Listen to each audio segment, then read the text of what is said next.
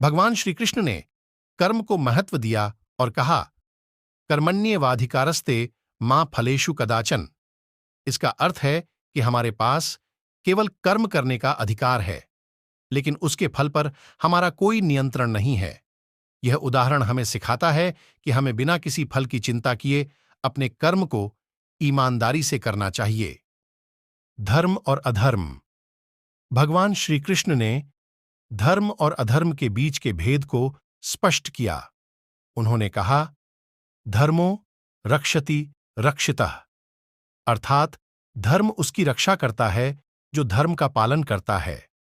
यह उदाहरण हमें धर्म के मार्ग पर चलने की प्रेरणा देता है।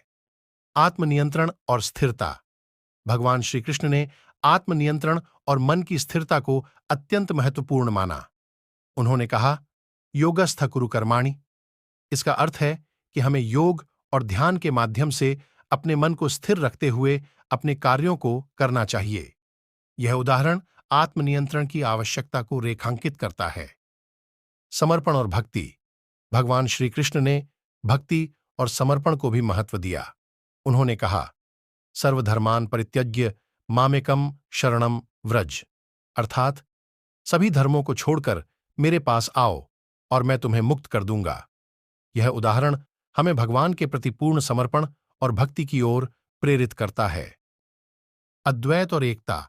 भगवान श्री कृष्ण ने अद्वैत और सभी प्राणियों के बीच एकता की विचारधारा को बढ़ावा दिया। उन्होंने कहा, वासुदेव सर्वमिति। इसका अर्थ है कि भगवान वासुदेव श्री कृष्ण ही सब कुछ हैं।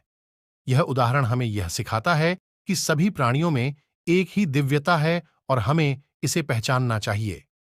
जीवन के प्रति दृष्टिकोण। भगवान श्री कृष्ण ने जीवन को एक खेल के रूप में देखने का सुझाव दिया। उन्होंने कहा, लील्या क्रीडते कृष्ण, अर्थात भगवान श्री कृष्ण खेल के रूप में सब कुछ करते हैं। यह उदाहरण हमें यह सिखाता है कि हमें जीवन को गंभीरता से नहीं लेना चाहिए और खेल के रूप में जीना चाहिए। सत्य और न्याय। भगवान श्री कृष्ण ने सत्य और न्याय की महत्वपूर्णता पर जोर दिया। उन्होंने कहा, सत्यम वद धर्मम चर, अर्थात सत्य बोलो और धर्म का पालन करो। यह उदाहरण हमें यह सिखाता है कि हमें सत्य और न्याय के मार्ग पर चलना चाहिए।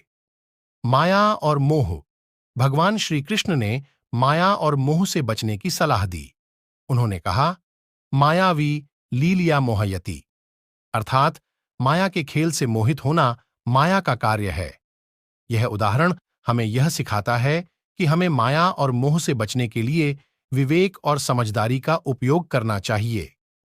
भगवान श्री कृष्ण के उदाहरण और उनके उपदेश हमारे जीवन को सशक्त बनाने और हमें एक सही दिशा में ले जाने में सहायक हो सकते हैं। उनके विचारों में कर्म, धर्म, भक्ति, आत्मनियंत्रण और सत्य जैसे महत्वपूर्ण तत्वों पर बल दिया है। हमें उनके इन उदाहरण को अपने जीवन में अपनाना चाहिए और उनके मार्गदर्शन का पालन करना चाहिए।